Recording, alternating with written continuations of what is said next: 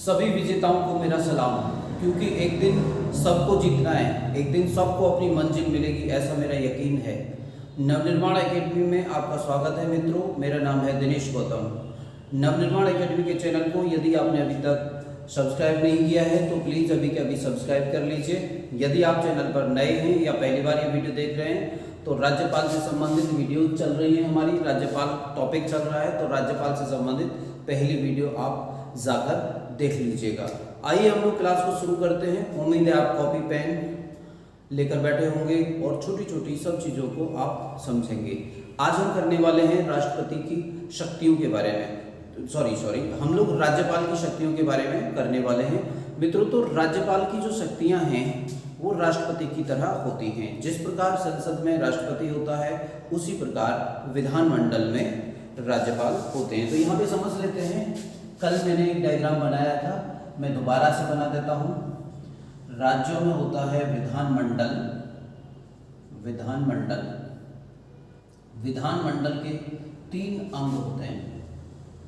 विधानमंडल 3 चीजों से मिलकर बनता है। विधानसभा पहला है, विधानसभा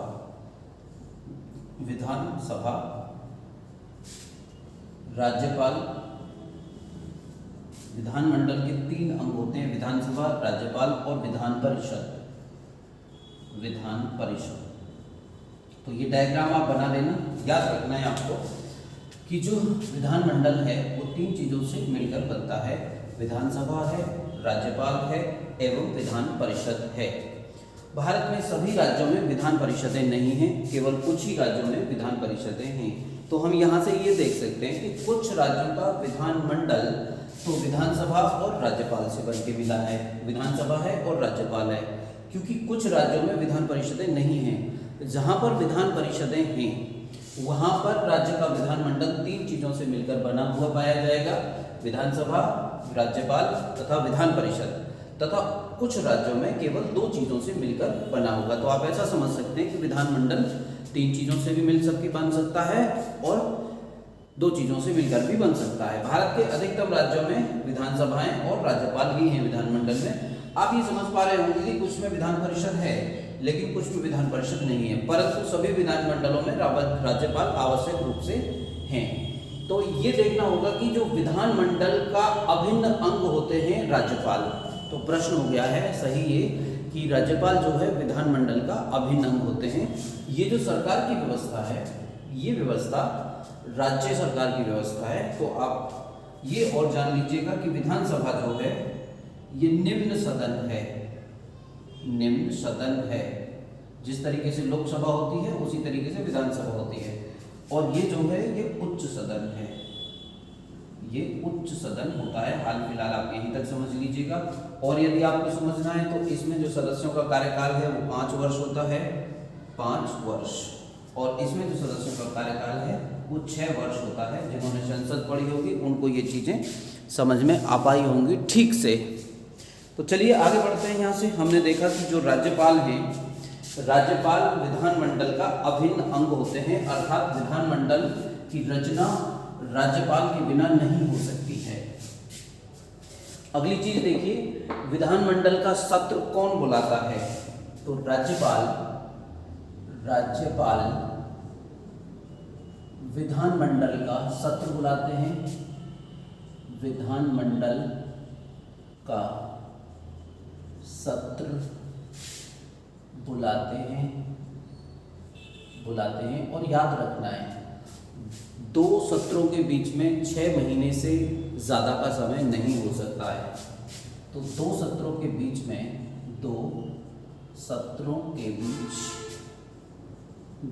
6 माह से ज़्यादा का समय नहीं हो सकता,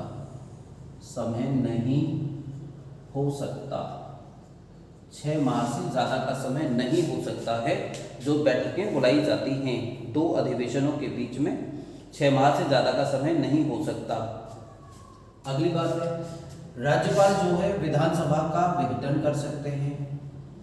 विधानसभा का विघटन करते हैं, राज्यपाल ही करते हैं। कौन करता है? राज्यपाल। याद रखना है आपको, विधानसभा जो है निम्न सदन है, निम्न सदन है। बाकी बातें हम यहाँ से पे करेंगे। अगर आप नए हैं तो इन छोटी छोटी चीज़ों को समझते रहना तथा पढ़ते रहना, देखते रहना।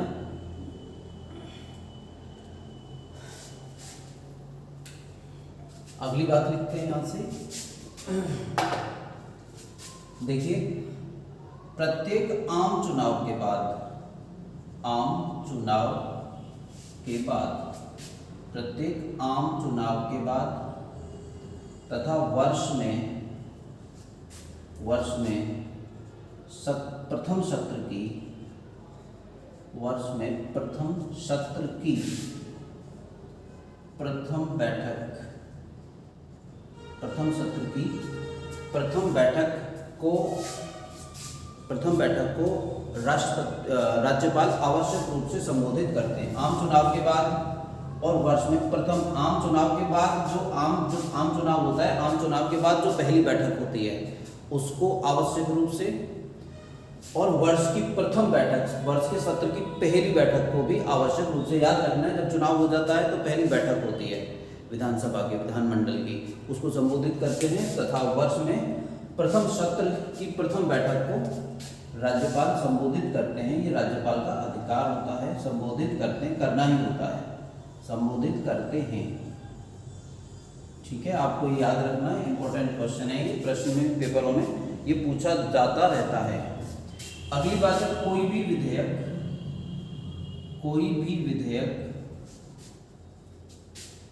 राज्यपाल की बिना अनुमति, राज्यपाल की बिना अनुमति कानून नहीं बनता, कानून नहीं बनता। जब तक नहीं बनता, जब तक राज्यपाल की अनुमति नहीं हो जाएगी, उस पर राज्यपाल का हस्ताक्षर नहीं हो जाएंगे, तब तक वह कानून नहीं बनेगा। आपको याद रखना है, विधानमंडल में 2 सदन होते हैं, विधान परिषद तथा विधानसभा। जहाँ पर 2 सदन है वहाँ पर दोनों से पास होने के बाद राज्यपाल के पास जाता है, और जहाँ पर केवल 1 सदन है वहाँ पर 1 सदन से पास होने के बाद राज्यपाल के पास जाता है। राज्यपाल जब तक उस पर हस्ताक्षर नहीं करेंगे तब तक वह कानून नहीं बनेगा। इसे मिटाते हैं यहाँ से और आगे बढ़ते हैं। हम लोग कर रहे हैं राज्यपाल की विधायी शक्ति, अर्थात कानून बनाने से संबंधित राज्यपाल की कौन सी शक्तियाँ होती हैं। हम ये पहले कर चुके हैं कि राज्यपाल जो है विधानमंडल का अभिन्न होते हैं, और विधानमंडल में 2 सदन होते हैं, विधानसभा और विधान परिषद। विधानसभा निम्न सदन है और विधान परिषद उच्च सदन होता है। कुछ राज्यों में विधान परिषदें हैं, कुछ राज्यों में विधान परिषदें नहीं हैं। अगली बात है, धन विधेयक को छोड़कर राज्यपाल किसी भी विधेयक को स्वीकृति देने के लिए बाध्य नहीं है। देखिए यहाँ पे लिख देते हैं, धन विधेयक पर राज्यपाल स्वीकृति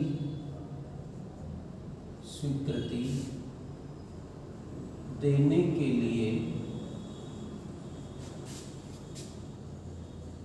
बाध्य हैं, स्वीकृति देने के लिए बाध्य होते हैं।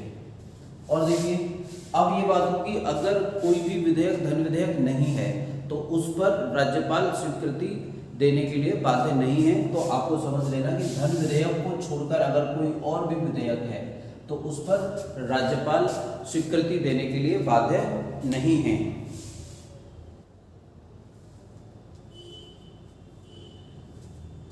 आगे देखिए, राज्यपाल किसी विधेयक को पुनः विचार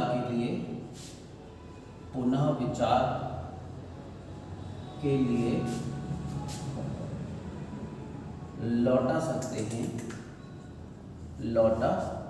सकते हैं। और याद रखना है, यदि विधानमंडल इसे राज्यपाल के पास दोबारा से कोई संशोधन करके या बिना संशोधन के भेज दे तो अब राज्यपाल इस पर हस्ताक्षर करने के लिए बाध्य होंगे। लिख लेते हैं, तो यदि विधानमंडल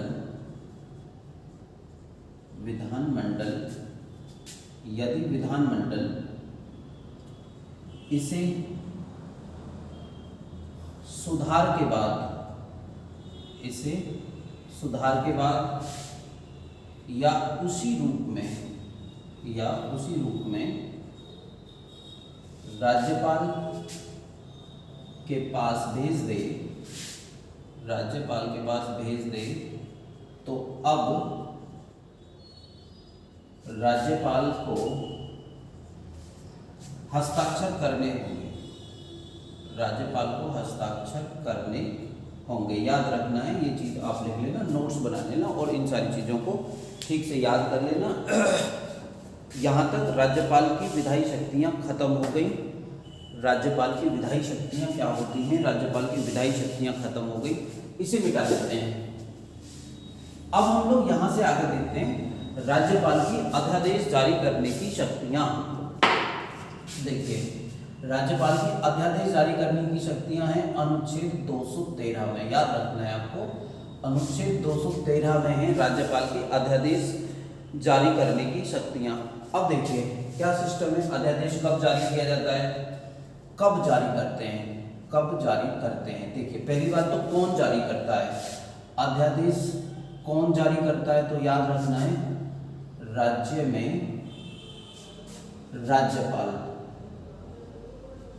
में राज्यपाल अध्यादेश जारी करते हैं। अध्यादेश क्या होता है? अध्यादेश एक प्रकार का कानून होता है,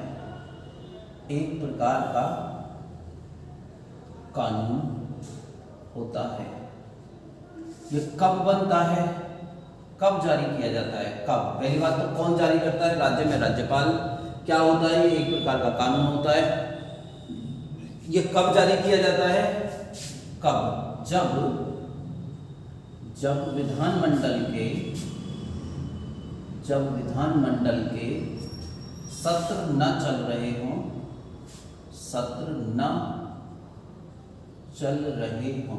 मतलब विधानमंडल की बैठकें ना हो रही हों। आपको याद रखना है विधानमंडल का जो मुख्य काम है वो कानून बनाना भी है। तो विधानमंडल ही कानून बनाता है, लेकिन विधानमंडल के सत्र नहीं चल रहे हैं और राज्यपाल को यकीन हो कि कार्यवाही करना जरूरी है,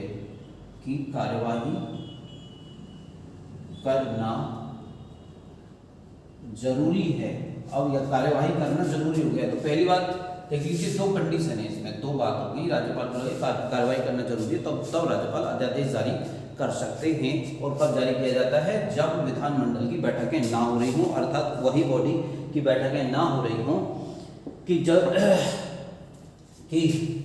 जो कानून बनाती है। अच्छा, और क्या करते हैं? राज्य सूची एवं समवर्ती सूची, ये दो तरीके की सूचियां हैं, राज्य सूची और समवर्ती सूची में दिए गए विषयों पर अध्यादेश जारी करने की शक्ति होती है राज्यपाल को। याद रखना, राज्य सूची में दिए गए विषयों पर भी कानून बना सकते हैं तथा समवर्ती सूची में दिए गए विषयों पर भी राज्यपाल कानून बना सकते, अध्यादेश जारी कर सकते हैं। अब बात करते हैं, अध्यादेश जारी हो गया, ये सारी चीजें कर दी हमने। तो यहाँ पे सूचियों के बारे में एक बात समझ लेनी है आपको। 7वीं अनुसूची है, एक है 7वीं अनुसूची। ये नोट करने वाली बात है, 7वीं अनुसूची में 3 सूचियां दे रखी हैं, राज्य सूची पहली, दूसरी संघ सूची और तीसरी है समवर्ती सूची। तो अभी आप देखिए, राज्य सूची में वो विषय हैं जिन पर राज्य कानून बनाता है, इन विषयों पर राज्य कानून बनाता है,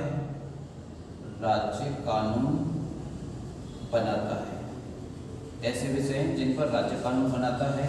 ये याद में ऐसे विषय होते हैं जिन पर केंद्र कानून बनाता है। केंद्र कानून बनाता है का मतलब केंद्र सरकार कानून बनाती है। समवर्ती सूची पर केंद्र सरकार भी कानून बना सकती है तथा राज्य भी कानून बना सकता है, केंद्र भी बना सकता है तथा राज्य भी बना सकता है। तो आप देख पा रहे हैं राज्य यहाँ भी कानून बनाता है और राज्य यहाँ भी कानून बनाता है। तो जब अध्यादेश जारी करने की बात होती है तो राज्यपाल को दोनों ही कानूनों पर, दोनों ही विषयों पर, इसमें दिए गए विषयों पर तथा इसमें दिए गए विषयों पर कानून बनाने की शक्ति है। आप याद यहाँ पे अगर पहली बार पढ़ रहे हैं तो आप समझ लेना कि भारत में सरकार जो है दो स्थानों पर काम करती है, एक संसद के स्तर पर यानी केंद्र सरकार के स्तर पर, एक राज्य सरकार के स्तर पर। हम बात कर रहे हैं राज्य सरकार के अंदर सरकारें कैसे काम करती हैं, उन विषयों पर बात कर रहे हैं। यहीं पर राज्य सरकार कैसे कैसे कानून बनाती है उनकी बात हुई। अध्यादेश कर रहे थे हम। अब अध्यादेश कैसे वापस होता है, अध्यादेश को कैसे वापस किया जाता है। देखिए हमने बताया था कि जब विधानसभा के, विधानमंडल के सत्र न चल रहे हों तो तब राज्यपाल जो है अध्यादेश जारी कर सकते हैं, आवश्यक हो गया हो यदि कानून बनाना। अध्यादेश एक कानून ही होता है।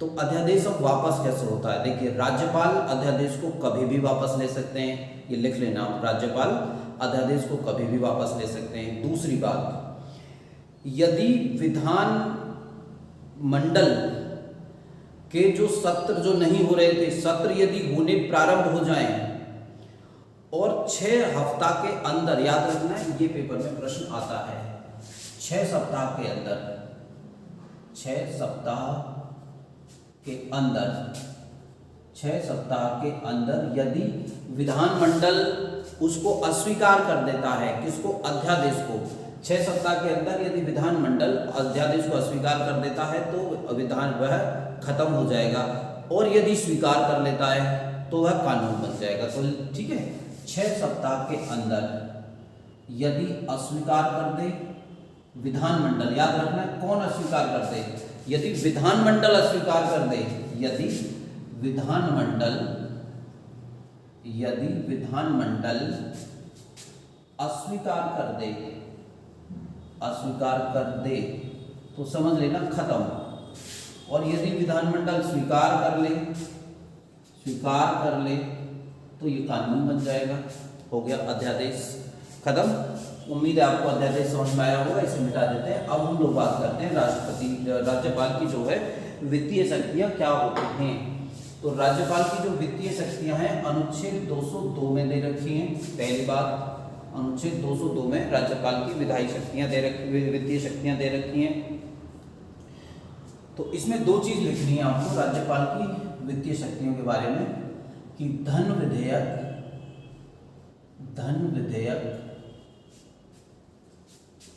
राज्यपाल की, धन विधेयक राज्यपाल की अनुमति से, धन विधेयक राज्यपाल की अनुमति से ही विधानसभा में पेश होगा, विधानसभा में पेश होगा। तो आपको ये समझना है कि बिना राज्यपाल की अनुमति के यह विधानसभा में पेश ही नहीं हो सकता। दूसरी बात है, और क्या है ये समझ लेना, प्रत्येक वर्ष जो है वो बनता है बजट। तो प्रत्येक वर्ष राज्यपाल जो हैं, प्रत्येक वर्ष राज्यपाल बजट को, प्रत्येक वर्ष राज्यपाल बजट को विधानसभा में रखवाते हैं, विधानसभा में रखवाते हैं, याद रखना है। अब ये बजट कौन, किसके द्वारा रखते हैं, कौन पेश करता है बजट, याद रखना है बजट को वित्त मंत्री पेश करते हैं, बजट को वित्त मंत्री पेश करते हैं। अंतिम पॉइंट है राज्य की आकस्मिक निधि, राज्य की आकस्मिक निधि राज्यपाल के अधीन होती है, राज्यपाल के अधीन होती है, राज्यपाल के अधीन होती है। तो मित्रों राज्यपाल की हमने आज 3 शक्तियां कर ली आज की वीडियो में। राज्यपाल की विधायी शक्ति अर्थात कानून बनाने से संबंधित राष्ट्रपति की, राज्यपाल की क्या शक्तियां होती हैं, अध्यादेश क्या होता है, अध्यादेश जारी करने से संबंधित राज्यपाल की क्या शक्तियां होती हैं, तथा वित्तीय शक्तियां क्या होती हैं राज्यपाल की बजट से संबंधित। बजट तो बनाता है वित्त मंत्री और वित्त मंत्री की टीम, लेकिन पेश करवाते हैं उसको राज्यपाल और पेश करने वाले होते हैं वित्त मंत्री। तो मित्रों यहीं पर हमारी वीडियो खत्म होती है। आपने वीडियो को देखा, इसके लिए हम आपको बहुत बहुत धन्यवाद देते हैं। यदि आपने हमारा चैनल अभी तक सब्सक्राइब नहीं किया है तो सब्सक्राइब करिए, वीडियो को लाइक कर दीजिए तथा शेयर कर दीजिए ताकि अन्य लोगों तक पहुँचे। आपका बहुत बहुत धन्यवाद। जय हिंद।